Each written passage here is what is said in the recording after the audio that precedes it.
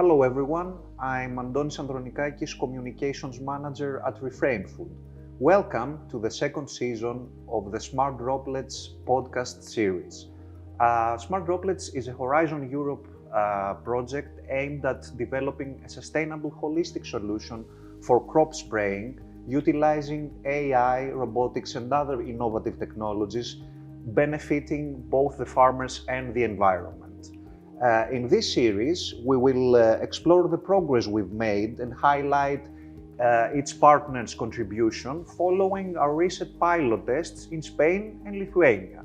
Today, I have the pleasure to have with me Eratw Lazarou, from the coordinator of our project, the Agricultural University of Athens. Eratw, we're glad to have you with us. Before we begin, could you please introduce yourself briefly and tell us about your role in the project? Yes, thank you very much. Thank you for having me. It's my pleasure. I am Eratw Lazarou. I am part of the coordination team on Smart Droplets Horizon Europe program from Agricultural University of Athens. And thank you very much. I'm really happy that I'm here. Okay, we're happy to have you here. Let's start with our first question. As the project manager coordinating Smart Droplets, could you begin by explaining the crucial role these field pilot activities play in the project's journey? Yes, sure. These field pilot activities are absolutely at the heart of Smart Droplets. They are where all our work on AI, data and robotic technologies meets the real world. Our goal is not only to build these technologies, but to be sure that they are working in practice under the real farming conditions. With these pilots, we are able to validate the performance, to monitor the environmental impact, but most importantly, to gather feedback directly from the farmers and operators. And of course, without this hands-on validation, we wouldn't be able to build these technologies that they are both innovative and usable on the ground. I'm keeping the hands-on approach from your first answer as a key point for the project. Sure. Now, let's move to the essence of the project, the targets. As we know, the project aims to make a tangible contribution to the EU's Green Deal objectives. So, how are the pilot activities in Spain and Lithuania structured to specifically measure and validate the environmental benefits, such as pesticide and fertilizer reduction? Yeah, that's the key part of the Smart Droplets. We have built these pilot activities both apple orchard in Spain and wheat fields in Lithuania with a clear evaluation protocol. That means that we have established baseline data for fertilizer, pesticide and water use that they will be comparing against what the Smart Droplets uses when it's deployed. That means that we have defined specific KPIs, I mean 40% reduction in fertilizers and water use and 15% reduction in pesticides, so that we are keeping the farmers throughout this process, and we have documented this operation in the fields with standardized templates, so this comparison can be evidence-based and that is aligned with the European Green Deal's goals. A lot of people would ask, why focus on apples and wheat?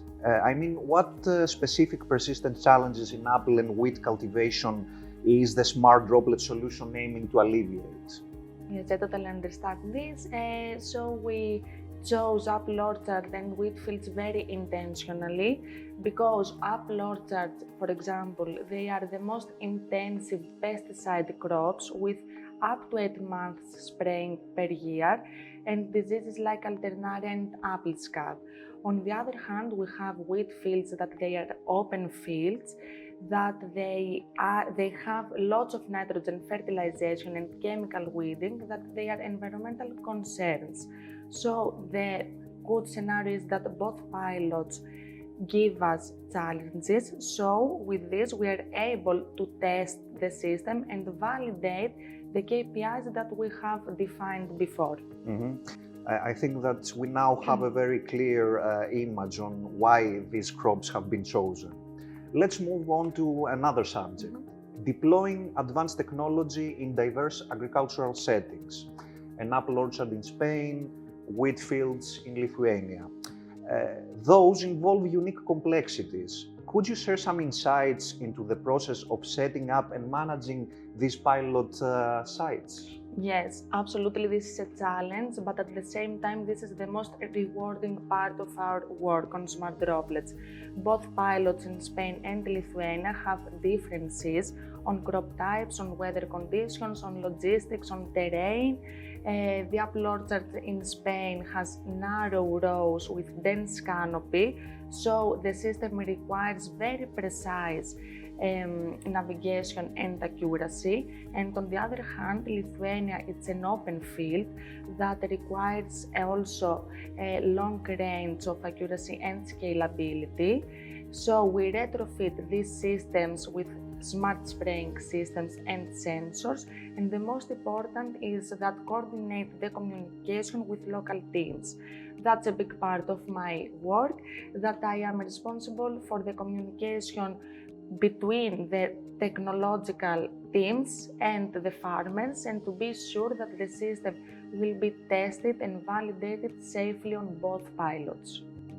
A lot of work is needed to pull through these activities, and kudos for your great job up until now. I will move on to my next question, and I would like to ask you, how will the practical learnings, data and farmer feedback gathered directly from these pilots shape the final Smart Droplet solution and ensure is truly farmer ready? Because the farmers should be in the heart of the solution, right?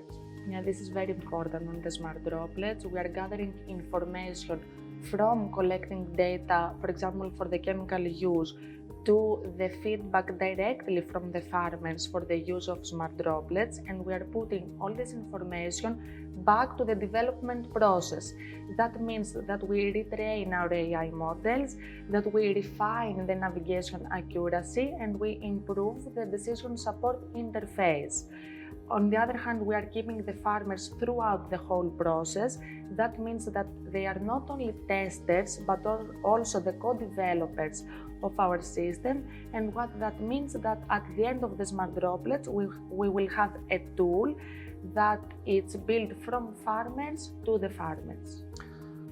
Taking the farmers' needs into account at every stage of the development of the project, I think it is a key factor for ensuring the success of Smart Droplets.